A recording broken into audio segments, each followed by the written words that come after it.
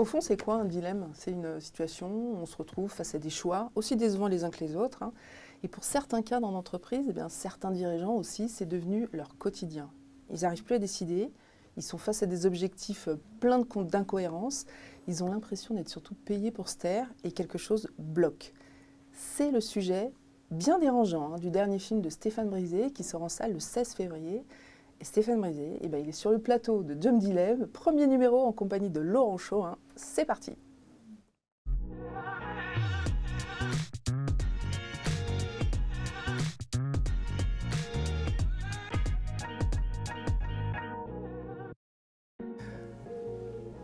Le dernier film de Stéphane Brisé, ça s'appelle Un autre monde. Et c'est avec un acteur que vous connaissez bien qui s'appelle Vincent Lindon. Mais il y a aussi Sandrine Kiberlin, Marie Drucker qui a fait son premier rôle dans ce film, Anthony Bajon également. Et ce film nous plonge dans le quotidien d'un cadre dirigeant. On est dans la filiale française d'un grand groupe américain et rien ne va plus. Il y a un plan social qui est en préparation et c'est le plan de trop. Bonjour Stéphane Brisé. Bonjour.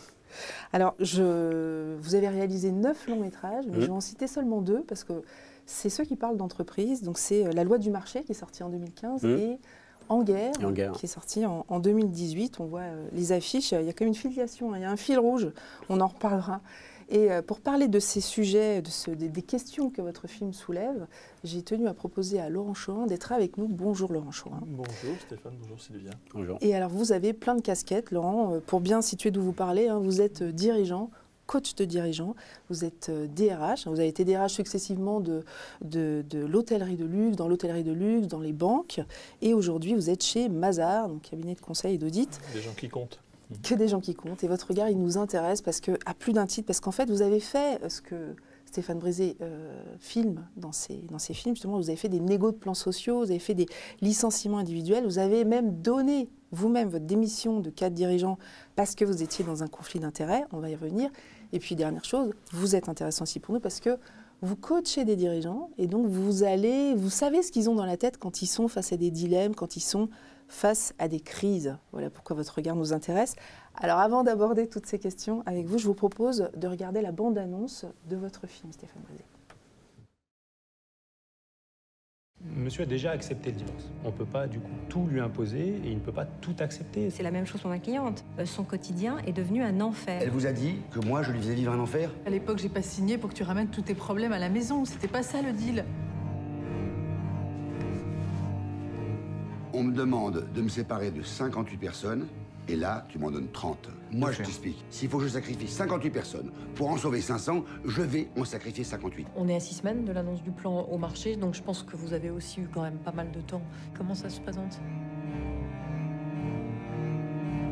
Comment on va gérer une contradiction qui va sauter aux yeux de tout le monde? Un nouveau plan d'économie dans un contexte où l'entreprise est bénéficiaire? Tu poses une question à laquelle le groupe ne nous a pas demandé ni de répondre, ni de réfléchir.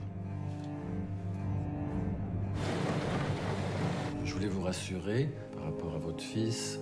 On va le garder quelques jours pour comprendre ce qui s'est passé. Il a insulté son professeur, mais il l'a aussi menacé avec un compas. Je flippe pour après, je sais pas ce qui va m'arriver après, je sais pas. Ça fait 8 jours que je vous demande de plancher là-dessus. Moi j'ai rendez-vous avec la direction générale, j'ai un retour à faire, j'ai rien.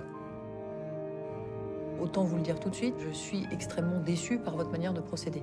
Je t'ai dit, ça allait être compliqué tant que le groupe Elson n'atteint pas ses objectifs. Alors moi je dépends du groupe Elson. Je suis mariée avec Elson, moi. J'aime les gens qui doutent, les gens qui trop écoutent leur cœur se balancer. J'aime les gens qui disent et qui se contredisent et sans se dénoncer. Il y a une stratégie dans cette entreprise, Oui, on s'y tient. Une stratégie qui ferait basculer nos collaborateurs dans la précarité, on s'y tient quand même. J'aime les gens qui passent. Je vais avoir 50 balais, quoi. J'ai plus d'années derrière moi que devant moi, c'est vrai, quoi. Qui ont fait. Je deviens quoi, moi, là-dedans, alors?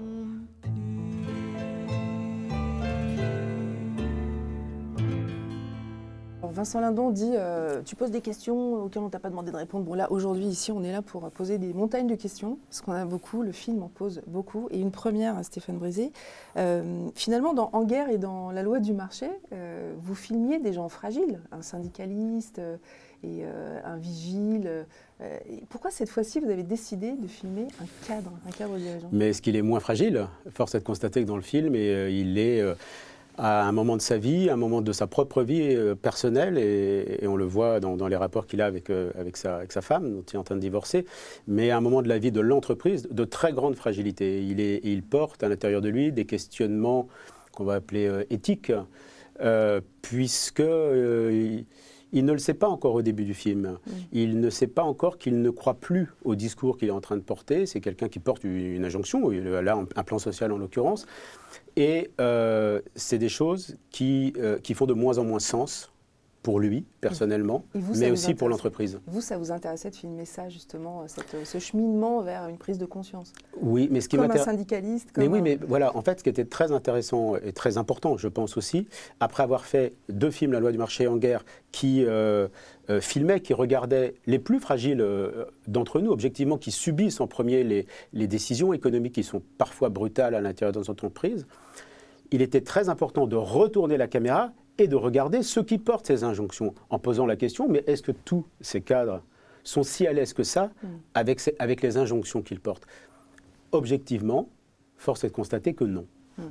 Laurent Chohin, quel lien vous faites, vous, entre les 3 personnages des films de Stéphane Brisé, enfin du moins de ceux qui parlent de l'entreprise? Vous voyez un lien spécifique? D'abord, ils sont tous joués par Vincent Lindon, et c'est pas une boutade ce que je dis, c'est-à-dire que, mais c'est ce que vient de dire Stéphane, c'est pas seulement Vincent Lindon qui joue dans les 3 films. En fait, les acteurs sont récurrents et tournants. Ouais, c'est vrai. Le directeur des opérations, c'était un syndicaliste, Laurent Guerre, si je me souviens bien, enfin le monsieur chauve avec la petite barbe. Ouais. Donc en fait, c'est des gens qu'on retrouve. Guillaume Drault, qu'on trouve dans différents rôles. En fait, moi, ce qui me frappe, et Stéphane vient de le dire, alors je ne suis pas sûr qu'il soit fragile, il est en voie de fragilisation. Exactement. Et ça, je crois que c'est un sujet, c'est-à-dire qu'on est tous plus ou moins vulnérables, quelle que soit notre position dans la société. C'est une idée qui est pas de moi, c'est de Pierre Bourdieu, mais il y a une différence majeure entre ce qu'on appelle la condition et la position dans la société. Ouais. Vous trouvez que c'est camusien, ce film? Toute l'œuvre de Stéphane, je la lis au travers des yeux de Camus, je ne sais pas pourquoi, ça m'a frappé. Même Mademoiselle Chambon, qui n'est pas dans le monde de l'entreprise, mais pour moi, c'est un roman sur l'absurdité d'un système, d'un monde, en fait. Et on a dans ces cas-là 2 réponses possibles. Soit on va au suicide, ce qui est d'une certaine manière ce que fait Thierry dans La loi du marché à la fin, en disant je préfère... Le suicide social. Voilà, me suicider socialement que de servir des choses qui ne me vont pas. Ou alors on rebondit autrement, c'est-à-dire on se reconstruit différemment. La résilience, c'est apprendre de ce qu'on a vécu de difficile. C'est pas de rebondir, c'est d'apprendre de ce qu'on a vécu de difficile. On va revenir sur justement la résilience. Alors, je voulais quand même d'abord montrer, plutôt parler de toutes ces situations retorses. Moi, je trouve qu'elles sont retorses que vous montrez dans ce film. On pourra revenir sur le terme, mais à commencer par le dilemme insoutenable que vit Vincent Lindon, qui est qu'il ne comprend plus la stratégie de l'entreprise. Il ne comprend plus, quoi. On va regarder quelques images. C'est un petit film que vous avez monté justement pour la promo du film et qui est très révélateur. On regarde juste quelques images mises bout à bout. On n'est pas là pour être dans le panache. On est là pour être performant. C'est pas la première fois qu'on nous demande de faire un plan d'économie. C'est pas la première fois. Voilà, t'as les réponses d'habitude. Est-ce que je suis encore capable d'accepter ce qu'on me demande alors que ce qu'on me demande est pour moi, là, inacceptable? Le personnage de Vincent Lindon, il fait ce job depuis très longtemps. Ouais, Pourquoi il craque là? Pourquoi à ce moment-là il craque? Parce que les choses se font peu à peu. C'est parce que c'est quelqu'un qui a repris, c'est un directeur de site industriel qui a repris les manettes, on imagine, il y a 7-8 ans. Et puis, l'entreprise s'est transformée au cours de ces années. Donc on a commencé par leur demander de faire à 8 ce qu'ils faisaient à 10. On trouve les solutions. Les cadres trouvent les solutions, l'organisation, les ouvriers trouvent les solutions. Puis après, 1 an et demi après, on demande à faire à 7 ce qu'on faisait à 8. Ouais. On continue à trouver des solutions. On tire sur les organismes des ouvriers, mais aussi des cadres. Et puis après, le bien de l'entreprise, parce que... Ce qu'on appelle évidemment le bien de l'entreprise, le fonctionnement. Après, on peut aussi, certains diront, pour la meilleure profitabilité de l'entreprise, qu'on appellera poliment la compétitivité. Et puis après, on demande à faire ce qu'on faisait à faire à 6, ce qu'on faisait à 7. Et puis là, on est au point de rupture, c'est qu'on ne peut plus faire à 5 ce qu'on faisait à 6. Mais néanmoins, comme il a toujours fait ce travail, il est persuadé que la difficulté, et là, en l'occurrence, l'impossibilité à répondre à l'injonction, vient de lui. alors que la problématique vient clairement de l'injonction elle-même. Et Laurent, le mécanisme qui est à l'œuvre là, c'est quand même intéressant parce que c'est quelqu'un qui est bien payé, on ne l'a pas dit encore, c'est un cadre, donc il est bien payé. Et être bien payé, ça ne suffit pas pour continuer à certains moments. Il n'y a pas qu'une question de prix, il y a une question de coût. Ce que je veux dire par là, c'est que dans la situation dans laquelle Stéphane met Philippe, de mémoire, Philippe Lemel, il le met aussi dans une situation où il a payé cher cet engagement dans cette entreprise. C'est-à-dire que renoncer aujourd'hui à cet engagement, c'est aussi faire que son divorce ou sa procédure de divorce n'aura servi à rien, que finalement tout ce qu'on lui a reproché dans sa vie personnelle va devenir en réalité beaucoup trop cher à abandonner dans sa vie professionnelle aussi. Donc ça ajoute une dimension qui est extrêmement forte, alors que signer avec le salaire, il suffirait d'avoir une morale à 3 balles pour que ça suffise. Sauf qu'on n'a pas ça, une vie c'est plus large. Et bien évidemment, c'est là où vont venir se confronter des coups un peu plus forts. Et le personnage de Marie Drucker, qui joue la directrice France, qui a tous ses directeurs régionaux, comment elle tient, elle? Elle, c'est différent. D'abord, si je peux poser la question à Stéphane, déjà une première remarque, j'ai trouvé que Marie Drucker jouait un personnage qui était prudent, en réalité. À un moment, par exemple, quand le président américain dit « non, mais c'est une très bonne idée qu'il a », normalement, quelqu'un de faible irait dans le sens de dire « oui, mais j'ai toujours pensé ». Et là, on voit bien qu'elle a un mouvement de recul, et pourtant, normalement, si c'était qu'un petit soldat d'entreprise et non pas quelqu'un qui est en train d'avoir une stratégie de carrière personnelle forte, alors elle irait dans le sens du président américain. Mais oui, mais bien sûr, évidemment, et bravo Philippe, etc. Non, là, en fait, on sent qu'elle reste sur la réserve. Donc déjà, premier point, c'est un personnage qui est complexe. Moi, il y a une image du film, donc honnêtement, je me fais la remarque après, donc pas sur le moment, Stéphane, mais à votre avis, elle aurait répondu quoi? Alors, je ne veux pas spoiler le film, mais faut pas. Mais à la dernière séance, à la dernière séquence du film, il y a quelque chose vous allez loin quand même. Très prudent. Il faut être prudent aussi. Est-ce que vous avez pensé à vous demander si elle aurait pu répondre à ça quelque part? Elle aurait pu aussi avoir une dernière scène, elle? Ou ça s'est pas présenté? Mais en fait, faire ce film sur ce cadre d'entreprise, c'est né au moment d'en-guerre. C'est-à-dire qu'au moment d'en-guerre, il y a, je vais répondre à la question, mais en passant par un chemin détourné. Il y a des scènes de discussion, de confrontation entre les syndicats, qui sont menés par le personnage que joue Vincent Lindon, et les politiques, représentants de l'État, et aussi les cadres dans l'entreprise qui portent d'une manière très péremptoire la nécessité de la fermeture, là pour le coup, globale de l'entreprise. Et nourri par toutes les réflexions de cadres qui me disaient, tu sais, c'est pas si simple que ça notre job, on porte aussi des décisions, des fois avec lesquelles on n'est pas continuellement en accord. Et ça m'est revenu beaucoup. Et quand j'ai tourné cette séquence-là, et puis quand je la voyais, je la revoyais au moment du montage, je me suis autorisé à penser, à savoir si ce gars-là, qui était pourtant très péremptoire, est très bien payé pour porter à ce moment-là l'injonction de fermeture de l'usine. Je dis, mais est-ce qu'il est si à l'aise que ça avec ce qu'il porte comme décision? Et s'il n'est pas si à l'aise que ça, c'est qui ce gars quand s'il rentre chez lui? Et le film Un autre monde naît à ce moment-là. Et on peut faire un film sur n'importe qui. C'est toujours une question de point de vue. Je peux faire un film sur le personnage que joue Marie Drucker. J'y apporterai pas forcément la même réponse. Elle ne serait pas forcément empreinte des mêmes problématiques et des questionnements éthique, mais il peut se passer autre chose. Qui est cette femme? Pourquoi elle est capable d'être à cet endroit-là? D'une part, elle a déjà des compétences intellectuelles, c'est pas rien d'être là où elle est. Qu'est-ce qui l'a contraint dans son histoire personnelle, potentiellement à faire peut-être quelque chose qu'elle n'a pas envie de faire, ou au contraire, quel est son besoin de reconnaissance? Toutes ces questions peuvent se poser aussi pour elle. Je pourrais faire un film sur elle. Tout ce qui anime ces dirigeants, effectivement.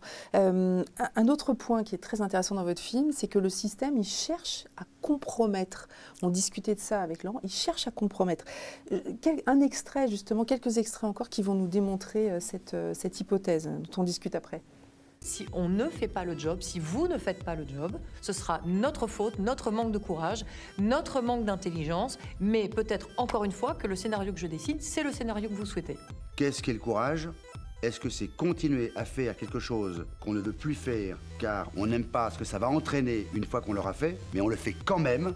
C'est pas rien de faire bien quelque chose auquel on adhère de moins en moins. C'est pas rien. Demain matin, il y a une personne de l'atelier 1 qui passe sous un train. Il faudrait que ce soit surtout pas laquelle, pour que l'atelier fonctionne encore très bien. On entend parler de courage, on leur dit, en fait, on n'est pas courageux. C'est quoi le mécanisme à l'œuvre, là?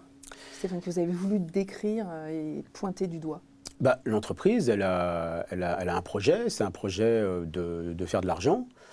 C'est les règles du Monopoly qui sont à l'œuvre. Il n'y a rien d'illégal dans tout ça. Donc oui, mais la culpabilisation que Marie Drucker utilise et que, comment s'appelle-t-il, le personnage c'est le DRH ou le directeur de cabinet. Voilà, il est toujours avec Marie, oui, c'est son DRH. Il pose une question horrible. Oui, il pose la question de savoir, lui, il a besoin de retourner à Paris. Là, il est allé sur le site de province, un des sites de province, et il revient, et il dit, moi, je dois revenir à Paris avec des solutions. Ces solutions, c'est un tableau Excel dans lequel il doit y avoir, dans un certain nombre d'ateliers, des postes en moins. Et comme on est à un moment vraiment vraiment limite de fonctionnement de l'entreprise, que ce soit le personnage que joue Vincent, mais son directeur des opérations, dit on ne peut plus retirer personne. Et donc, moi, je nourris mes films uniquement de rencontres et de témoignages de cadres, en l'occurrence. Vous en avez rencontré combien? Mais j'ai fait 25 rencontres qui durent à peu près 3 heures. Et puis après, au moment du casting, là, c'est des centaines de gens qui me racontent un petit bout de leur histoire. Et c'est un DRH qui m'a expliqué, j'ai dit comment tu fais quand tu es vraiment en situation de blocage et que les cadres en face, qui sont des gens, qui ne vont pas s'opposer par principe aux décisions que l'entreprise impose, mais à un moment ce n'est plus possible. Et c'est lui qui me dit, il y a une stratégie en fait, c'est de fonctionner presque par l'absurde. Ok, j'entends ce que tu dis, on ne peut enlever personne. Mais si quelqu'un ne pouvait pas venir le matin en passant sous un train, qui ça pourrait être pour que l'entreprise continue à fonctionner? Ça, je ne l'ai pas inventé. Je n'ai pas cet esprit-là. Et là, à ce moment-là, il dit non, Jean-Marc, effectivement, si Jean-Marc n'est pas là, ça peut marcher. C'est de la manipulation, ça, non? C'est de la manipulation. C'est intéressant parce qu'en plus, ça correspond à une réalité. Le groupe Elson est un groupe américain. Et ça, c'est très important. Vous voyez, par exemple, dans la crise de la Covid, au début, pour nous, des RH, le sujet, ça a été de faire attention qu'on ne fasse pas n'importe quoi avec une sorte de crise panique. On avait des grands cabinets de conseil qui disaient ça va être terrible. Donc prenez vite les mesures courageuses. Le mot du courage, il faut vraiment s'en méfier en entreprise. Bien sûr. Mais c'était vraiment excessivement anxiogène. Le seul pays dans Mazars, 92 pays, qui a immédiatement mis un plan de réduction d'effectifs en œuvre, ça a été les États-Unis. On en a discuté. On s'est mis d'accord pour que ça se fasse intelligemment. Mais c'est le seul pays. Ouais. Pour les autres, on a trouvé d'autres façons de faire. Pourquoi? Parce que culturellement, c'est d'ailleurs intéressant. Quand en France, on parle de gens qui sont sortis, ils sont licenciés. La formule anglaise la plus courante, c'est « to be made redundant », ce qui veut dire être en doublon, enfin être redondant. Donc, vous voyez, le mot français, si on utilise le mot français pour le mot anglais, et vous voyez, c'est exactement le raisonnement qu'ils ont. C'est-à-dire, si vous prenez le sens littéral de « to be made redundant », ce serait de qui finalement on pourrait se passer, puisque non essentiel. Et vous voyez, c'est là où on trouve un peu ces offices, c'est des contingents par rapport aux gens essentiels. Donc c'est un raisonnement très américain, enfin très anglo-saxon. Oui, alors je ne sais pas si vous avez repéré, dans le film, il y a quelqu'un qui joue, un acteur non professionnel, mais qui est un ancien DRH, qui est Didier Bille, qui avait écrit un bouquin il y a 2-3 ans. Qui est surtout passé dans une émission de télévision qui avait fait un peu scandale. On n'était pas tous... on n'était pas reconnus dans ce DRH-là. Voilà. Bon, en tout cas, Didier Bille a écrit un bouquin qui s'appelle DRH, la machine à broyer, et il a témoigné longuement des mécanismes à l'œuvre. Et donc, je l'ai rencontré au moment d'écriture du film. Sa personnalité était intéressante. Je lui ai demandé de passer le casting. Il a passé et il joue dans le film. Et en fait, cette stratégie pour retirer des personnels, oui, il dit voilà, ce sont des techniques. Ce sont des techniques possibles. Il n'en fait ni une gloire ni pas une gloire. Il dit à un moment, il faut trouver une solution pour la décoincer. On peut faire appel à ces stratégies. C'est intéressant parce que je voudrais juste rappeler aussi la position de la profession, mais pas en tant que syndicat de profession, mais on a été beaucoup à être très choqués par le témoignage qui avait été fait à l'époque par ce DRH-là. Parce qu'il portait un témoignage... Il n'incarnait aucun d'entre nous. C'est-à-dire que le côté de dire « mais moi j'étais un pur salaud », et puis c'est comme ça, et j'étais vu, etc. Mais nous, honnêtement, on ne peut pas se reconnaître là-dedans. Et très très peu de DRH se sont reconnus là-dedans quand même. Je le dis juste parce que ce témoignage avait été un peu important. C'était aussi dans le cadre de la souffrance au travail. Mais il a aussi mis à jour des mécanismes, effectivement, je sais pas. Qui les ont peut-être rendus caduque après. Ouais. Dernier aspect que je voulais aussi aborder avec vous, les conséquences sur la vie personnelle, on l'a déjà vu dans les scènes de divorce. On va revoir quand même quelques images. Il y a un aspect délétère en fait que vous pointez vraiment bien dans ce film, c'est que il souffre, mais il fait aussi souffrir les autres. Et on voit quelques images. Je t'ai dit, ça allait être compliqué tant que le groupe Elson n'atteint pas ses objectifs. Oui, alors moi je dépends du groupe Elson. Moi je vis avec le groupe Elson, quoi. Je suis mariée avec Elson, moi. Mais ça fait plusieurs années là que c'est que des tensions, des angoisses, des plaintes sur ton travail. Est-ce que tout ça a un sens? Est-ce que ma vie a un sens? On continue pareil? On change rien, comme on dit au tennis? On change rien ou on change son grip? Je cours après quoi? Je veux atteindre quoi? Est-ce atteignable déjà? Est-ce que je ne passe pas à côté de choses? À qui on fait du mal pour se faire du bien? À qui on fait du bien en se faisant du mal? Voilà, c'est tout ça qu'il y a dans le film. Comment on peut expliquer, Stéphane Brisé, que cet homme, il souffre, il fait souffrir et il reste quand même à son poste? Alors c'est une histoire qui s'inscrit sur la durée, c'est-à-dire que ce n'est pas du jour au lendemain que finalement son travail a envahi complètement l'espace. Ça se fait tout doucement, et le personnage que joue Sandrine Kiberlin, elle donne une des réponses possibles au mot courage. Il y en a il y a un cadre qui répond de manière très péremptoire. Le courage, c'est de faire quelque chose qu'on n'a pas envie de faire. Et elle, en se séparant de cet homme qu'elle aime, oui, elle l'aime, bien sûr qu'elle l'aime. Elle dit, en fait, je m'en vais, non pas parce que je t'aime pas, mais parce que le projet qu'on avait ensemble, ce projet de couple et de famille, ne fait plus sens. C'est compliqué pour moi, elle le dit aussi parce qu'elle dit j'ai 50 ans, j'en ai plus derrière que devant, je ne sais pas ce qui va se passer demain, j'ai peur, mais si je ne pars pas, je meurs, je ne veux pas être entraîné au fond du gouffre avec toi. Et le film essaye de montrer l'extrême porosité entre ces deux espaces, l'espace professionnel et l'espace personnel. C'est une espèce de déclic en fait, ce qui lui arrive. Ça fait partie de ce que les psychanalystes, les psychiatres évoquent sous le terme de l'irruption du réel, le surgissement du réel absolument nécessaire pour sortir finalement d'une forme d'inaction et de tétanie face à un impossible. Le personnage que joue Vincent, lui, il est persuadé que c'est lui le problème et pas l'injonction qu'il porte. Et à un moment, ce qui se passe, effectivement, le divorce avec sa femme, ce qui se passe avec son fils, font partie de ces événements que l'on nomme le surgissement du réel et qui lui permettent de prendre conscience du problème. Et finalement, est-ce que vous n'espérez pas déclencher un MeToo chez les cadres en entreprise? En fait, quand on fait des films, ce serait génial, mais quand on fait des films, on espère toujours qu'on s'empare finalement dans cette typologie de film, que finalement le plus de gens possible s'emparent de quelque chose qui est proposé. Moi, je ne suis pas un procureur de l'entreprise, on est d'accord. C'est d'essayer de pointer, de mettre en scène, de relever, de mettre en lumière, parce que je pense que c'est aussi carrément un angle mort de notre société, c'est ce qui se passe pour les cadres.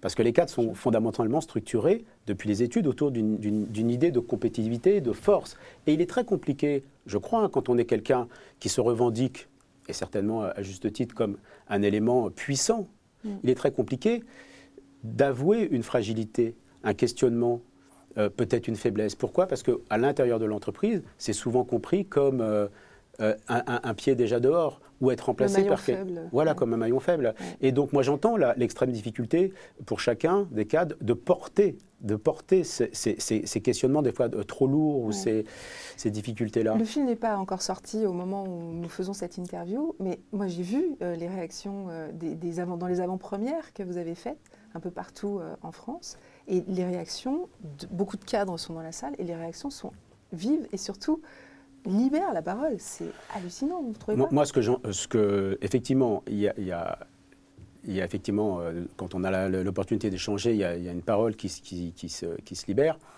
Mais ce que j'observe en premier, c'est l'émotion finalement des gens. Et moi, je fabrique des films pour créer des émotions. Alors, parfois, on va au cinéma pour rire. Là, en l'occurrence, c'est pour être, on peut pleurer.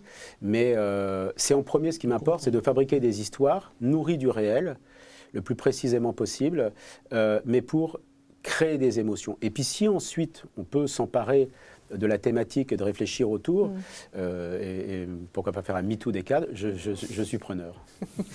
Laurent, est-ce que vous pensez qu'il va rester des gens pour prendre des postes à responsabilité après ce film? Disons, la question plus générale que ça pose, c'est toute une histoire du management qui a beaucoup changé depuis qu'on a basculé du management avec... Vous voyez, en France, on avait des François Dalle, Antoine Riboud, des gens comme ça, où il y avait deux caractéristiques. Le cadre, c'était quelqu'un qui était proche de la direction. C'est-à-dire que la direction jouait bien le jeu de valoriser spécifiquement ses cadres, de sorte que le sentiment et l'émotion, c'était la proximité du cadre avec la direction. Quand on est entré dans la logique de l'actionnaire, on va dire shareholder value, c'est des années 70 à peu près, un peu au milieu des années 70, ce basculement a fait qu'en fait, on a créé un prolétariat managérial.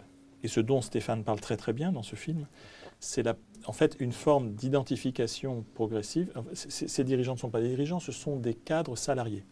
Et ce sont en fait des employés. Eux-mêmes d'ailleurs, il y a un plan social, mais finalement celui qui éteint la lumière en sortant, c'est le directeur d'usine. Il est lui-même licencié potentiellement, pour des motifs divers et variés, mais ce qu'on veut dire, c'est qu'il y a une notion quand même derrière d'identification beaucoup plus avec les gens que finalement ils n'avaient pas choisi de défendre forcément, mais peut-être qu'ils devaient un peu opprimer, et finalement il se dit mais je suis comme eux, je fais partie de ce monde-là. Et ça on le retrouve dans les trois films en fait en réalité, c'est-à-dire cette prise de conscience qu'on est un élément contre un système. C'est pas les gens les uns contre les autres. Même dans En guerre, humainement, ils sont pas les mêmes. Vous ne croyez pas que vous allez avoir du mal à recruter maintenant des managers, des dirigeants d'entreprise? Mais non, parce que les mécanismes... Vous avez Émile Souk, Stéphane Brisé. Non, pas du tout. D'abord, malheureusement, pour Stéphane, il y aura toujours très peu de gens qui verront le film par rapport à ceux qui devraient le voir. Ça, c'est un premier point. Le deuxième élément, c'est que Stéphane décrit des choses qui sont en nous. Ce n'est pas comme une sorte d'inconscient qui ferait qu'on se conduit de manière totalement abusive socialement. On n'est pas dans cette logique-là. Tout le monde est confronté à ça. Donc il faut très peu de choses pour cette prise de conscience. Mais Stéphane montre aussi autre chose, c'est que cette prise de conscience, à chaque fois, elle est individuelle. Elle est certes individuelle pour dire, en fait, il faut que je défende le collectif, je ne peux pas avoir qu'une action personnelle, si on fait de la philo à 3 balles, mais c'est beaucoup plus de dire, OK, je prends conscience aussi que mes actions impactent les autres. Et c'est ça la grandeur du film de Stéphane. Pour moi, enfin des films de Stéphane, d'ailleurs, ce n'est pas celui-là uniquement. Il y a une continuité dans le fait de dire je ne peux pas vivre que de manière hédoniste en pensant qu'à moi. À mon avis. Il a bon oui, je trouve, effectivement, c'est avec ça que j'ai fabriqué le film. Moi, j'instruis pas à charge. Il y avait la nécessité... Mais au sujet de votre conviction intime, qui est qu'on fait rien tout seul... Ce qui est presque aussi terrible, c'est que finalement, quelqu'un peut se sortir du système juste en prenant une décision tout seul. Donc c'est déjà pas mal, il va sauver sa peau. Mais chacun va porter tout seul en solitude les mêmes questionnements, chacun va y répondre comme il peut, finalement, avec les contraintes qu'il a de sa vie, et que quand une prise de conscience peut être plus globale et que le système, pardon pour ce mot qui résume un peu tout, mais si le système accepte de se re-questionner, là, il y aura une réponse beaucoup plus large. Et à ce moment-là, tous les salariés, les cadres, les ouvriers pourraient ensemble participer à une réflexion collective qui pourrait être hyper salutaire pour tout, mais pour les individus, si on fait preuve d'un petit peu d'humanisme, mais pour l'entreprise et même pour le meilleur fonctionnement de l'entreprise. Parce que je ne comprends pas comment, pour une entreprise, ça peut être intéressant de savoir que des salariés, à différents endroits de l'échelle de l'entreprise, vont travailler avec la boule au ventre. C'est quelque chose qui m'échappe totalement en pur terme de management. Si je peux me permettre là-dessus, il y a un point qui est essentiel parce que dans les questions que le leadership adresse au fur et à mesure, il y a un sujet actuellement qui est très important, celui qu'on appelle le sujet, alors c'est une traduction de l'anglais, de la sécurité psychologique, en fait de la sérénité psychologique.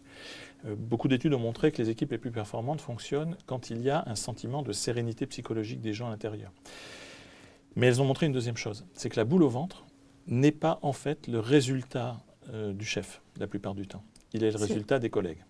C'est-à-dire que l'une des grandes difficultés, c'est comment faire pour que ce jeu social, et les films de Stéphane le montrent, finalement la loi du marché, Thierry prend conscience à l'époque que c'est lui finalement qui va conduire là je spoil la fin pour ceux qui ne l'auront pas vu, tant pis, mais va conduire au suicide de la caissière. Et il dit ça je ne veux pas.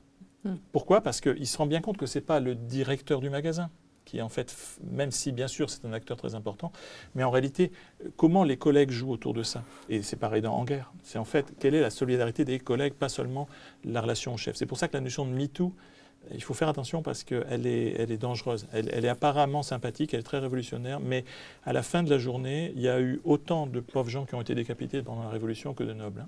Il ne faut pas oublier ça. Quelques questions rapides pour bien comprendre. Pourquoi ce titre, Un autre monde? Est-ce que c'est un constat ou est-ce que c'est une imprécation? Un autre monde? Non, alors il y a plein de portes d'entrée à cet autre monde. Est-ce que cet autre monde, c'est finalement sa vie à lui qui est d'avant qui est en train de s'effondrer, celle qu'il avait construite et qu'il avait pensée avec son épouse. Mais je me demande si cet autre monde, c'est pas finalement son propre monde dont il s'est détaché année après année, et avec lequel il a certainement nécessité de reconnecter. C'est peut-être cet autre monde, c'est peut-être son monde à lui. Et puis moi, du point de vue spectateur, je me suis dit, c'est un autre monde que le meilleur des mondes. C'est-à-dire que finalement, voilà, contre ce système. Voilà, donc il y a plein de portes d'entrée. Je n'ai pas de réponse définitive en fait à ça. On fait des propositions. Pourquoi cette chanson d'Anne Sylvestre à la fin, magnifique, qui s'appelle « J'aime les gens qui doutent ». Les gens qui doutent. Mais parce que j'ai trouvé intéressant de mettre ces mots-là, « J'aime les gens qui doutent », à la fin d'un film qui est rempli de gens qui apparemment ne doutent pas du fonctionnement de ce système. Et je trouvais que c'était un beau contrepoint. Émouvant en plus à la fin. Magnifique chanson. Et dernière question, est-ce qu'il y aura un 4e volet après En guerre, la loi de non, parce qu'on ne pourra plus dire que c'est un triptyque. Donc, on n'a pas dit que c'était un triptyque. D'ailleurs, c'était un hasard que ce soit. Ouais, c'est vrai que la première personne à pas dire, mais ça fait un triptyque. C'était un hasard, vous l'avez dit. Ouais. Et il y aura. Il y a un autre sujet qui vous intéresse sur l'entreprise? Ah, mais il n'y a pas un autre sujet, il y a 1000 autres sujets, mais pas uniquement sur l'entreprise privée. Je trouve intéressant aussi de voir comment l'esprit de l'ultralibéralisme a aussi investi des champs du service public dans son fonctionnement. Je trouve ça très intéressant. Encore une fois, pas pour instruire à charge contre des individus, mais pour regarder finalement les solutions que notre monde moderne utilise pour soi-disant mieux faire fonctionner des espaces, pour finalement, je trouve, moins bien les faire fonctionner en faisant aussi souffrir beaucoup les gens qui participent avec beaucoup d'intelligence, beaucoup de courage, beaucoup d'entrain, beaucoup de compétences. C'est tellement dommage de finalement leur donner finalement un espace qui ne permet pas de révéler toute cette force de ces capacités de travail. Voilà. Donc tous ces espaces, j'irais les regarder aussi. Moi, je pensais que vous alliez vous intéresser aux startups aussi. Alors, il y a le film de Podalides qui est très drôle et que j'ai trouvé très pertinent voilà, sur les startups. Et pourquoi pas Mais avec votre regard à vous sur justement les mécanismes souterrains. Pourquoi pas Je vais vous prendre comme co-scénariste. Et d'ailleurs, vous prenez beaucoup d'acteurs amateurs dans vos films? Non, ils ne sont même pas amateurs. Enfin, ce sont des gens qui n'ont jamais tourné. Oui, ils n'ont jamais tourné. Et certains se retrouvent à faire. Donc, ce qui est exprimé tout à l'heure, il y a quelqu'un là, c'est son 3e film avec moi. Donc, c'est en le vannant, je disais, tu es quand même le seul banquier à être allé 2 fois en compète à Cannes et 1 fois à Venise. Et vous le connaissez. Voilà. Est-ce que vous verriez Laurent Chouin dans un rôle? Je vois, au moment où je prépare mon tournage, tout le monde, tout le monde passe dans la grille. C'est comme pour Marie Drucker. Marie Drucker, qu'on connaissait comme journaliste. C'est au cours d'un dîner, d'un déjeuner, à un moment, comme j'étais en train de préparer le casting, je dis, elle est intéressante, sa façon de parler, etc. Donc elle s'est retrouvée invitée au casting, ça pourrait être vous demain, pourquoi pas. Vous avez fait des bons choix jusqu'à maintenant. Voilà. Je vais continuer. Voilà, le film est dans les salles à partir du 16 février prochain. Allez le voir entre collègues.